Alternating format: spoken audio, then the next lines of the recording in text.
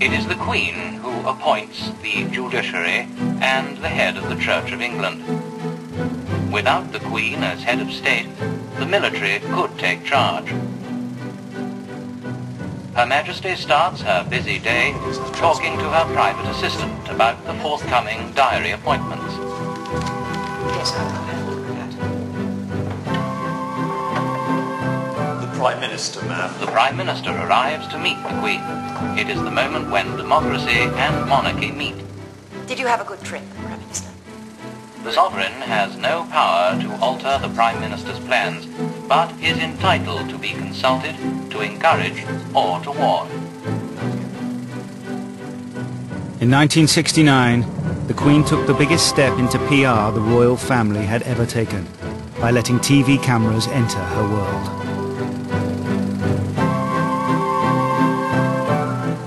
Never before had the private face of the monarchy been so publicly exposed.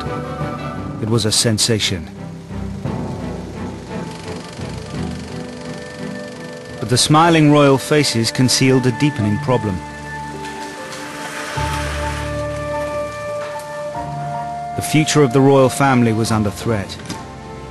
They were running out of money. Equally worrying, their popularity was on the wane. And the Labour government was harbouring factions who wanted to get rid of the monarchy altogether.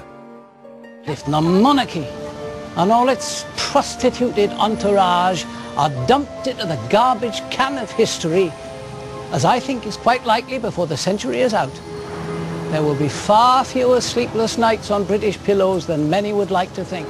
18% of the population, the highest figure ever in British history, agreed with them.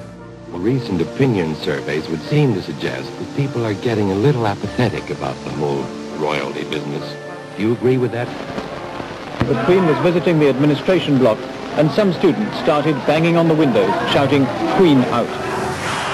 It was while the palace was most worried about the survival of the monarchy itself that a terrifying attack on Princess Anne would bring home to the Queen just how vulnerable she really was. No!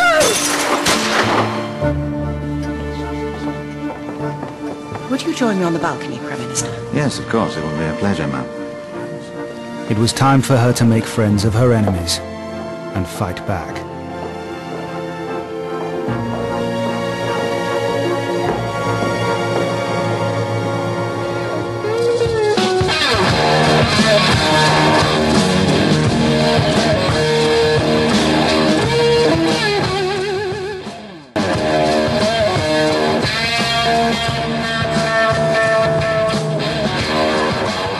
By 1969, the Queen had already been on the throne longer than her father.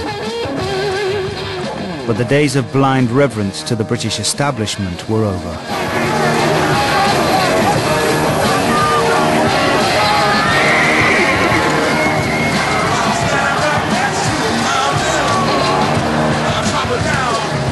Britain was changing, all the way up to Downing Street.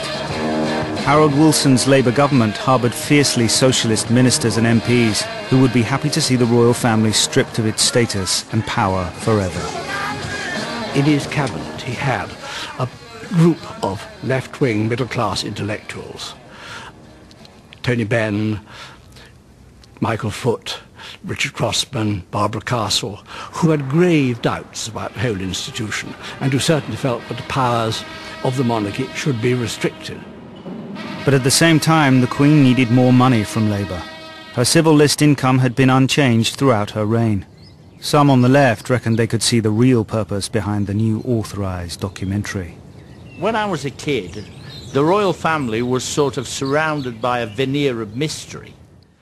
And yet, when television came on the scene, people wanted to poke their nose into it and get involved. There is a saying, isn't there, those who live by the sword die by it, and those who live by the camera can also fall flat on the face. Did you enjoy the film, Prime Minister? It's very well made, ma'am. You've always been a great advocate for the power of television. It binds the nation together, ma'am. Your coronation is a lesson to us all. We are hopeful this documentary film will do a similar job. Let us hope so. The royal family is going to have to work quite hard at retaining the loyalty and affection of a large proportion of the British people. Our public work can be taken for granted. It seems prudent to remind the people how much we do. The film achieves that unquestionably. But making that film, The Royal Family, opened them up in a new light and led eventually to an exposure of various details about the royal finances, which I'm not surprised they would far rather have kept secret. The only danger is that those more private scenes will also provide ammunition. Ammunition? Charles fishing, playing his cello, your husband landing his helicopter. Some people may take a less generous view of those things. Is that what your cabinet will think? I have surrounded myself with strong personalities, and I would suggest you steel yourself for some debate on the value of the monarchy.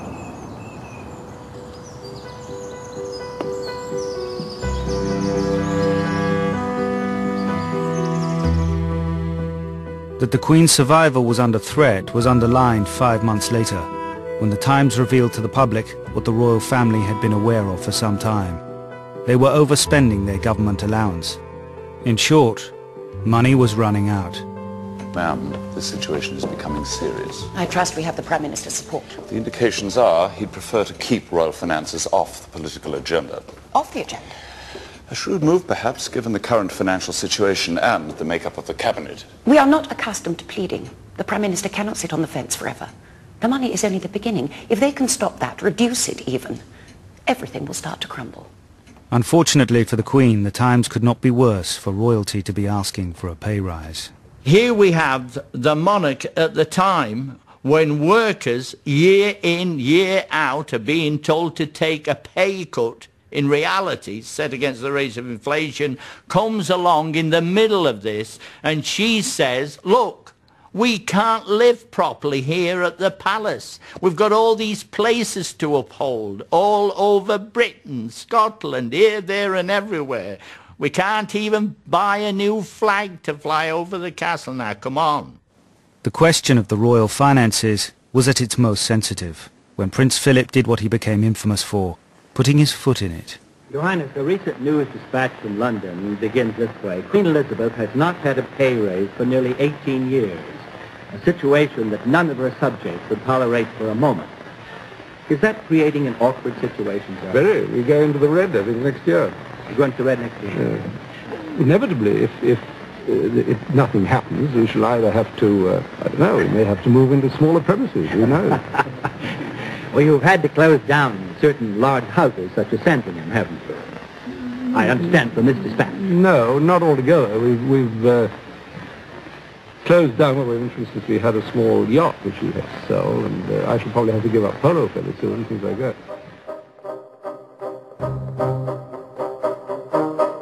Philip's intervention couldn't have come at a worse time.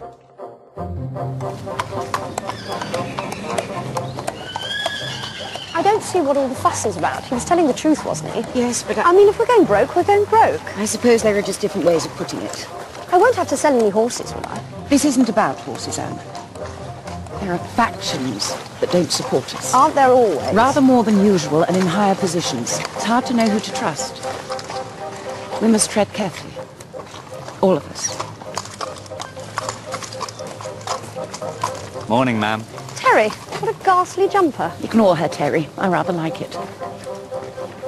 Princess Anne was her father's favourite of the children, and that was partly because she shared a lot of Prince Philip's attributes, slightly looked like him, you know, fairly horse-faced. And her tendency was to think that, you know, naff off to anybody who was being tiresome. Like all the royals, Anne seemed to be stepping to a different beat from the rest of Britain. But they still knew how to mount a spectacle. I, Charles, Prince of Wales, do become your liege man of life and limb, and of earthly worship. And faith and truth I will bear unto thee, to live and die against all manner of folks.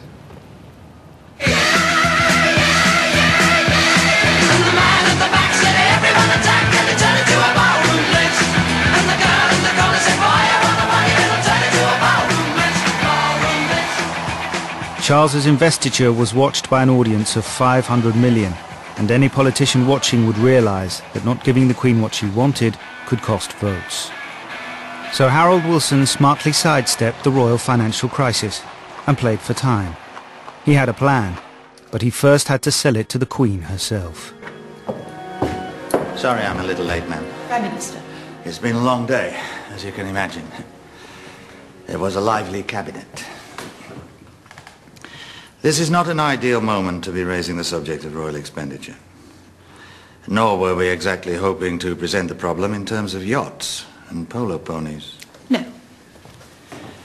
Mr. Crossman and others in the cabinet remain of the view that for the richest person in the country not to pay a single penny in income tax is a matter Prime that... Minister, I'm sure Mr. Crossman has his opinion. I would rather hear a more considered, balanced view. Well, of course I can see both sides of the argument. But there is a genuine sense of grievance that we need to be aware of. Contrary to what some may think, our public engagements, ceremonies, promotions of British businesses are not arranged solely for my personal benefit. I'd be grateful if you convey that to Mr. Crossman and his comrades. No one could question how hard you work for our country. But I cannot emphasize enough that to open a debate now over royal finances would be divisive, potentially catastrophic. For your government? For you.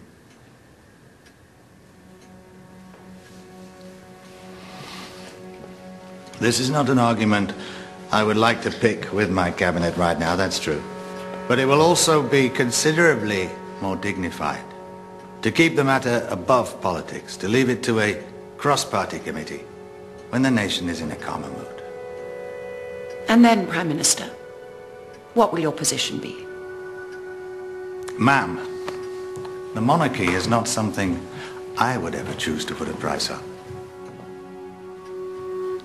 I will do all I can to support you in this. I see. So I'd be grateful if your husband kept that from the cabinet. Thank you, Prime Minister. But Harold Wilson's support would not save the Queen or the country as she entered the most turbulent years of her reign so far.